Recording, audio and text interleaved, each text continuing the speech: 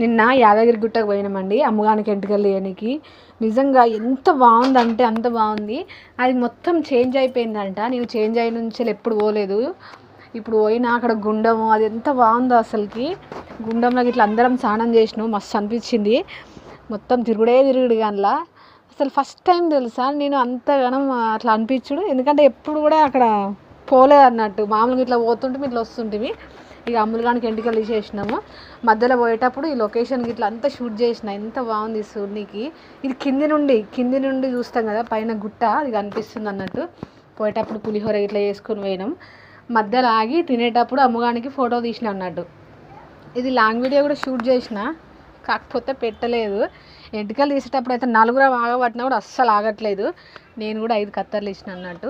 ఇక్కడ గుండం కనిపిస్తుంది కదా, ఎంతమంది అసలు, ఫుల్ మంది అంటే ఫుల్ మంది ఉన్నారు.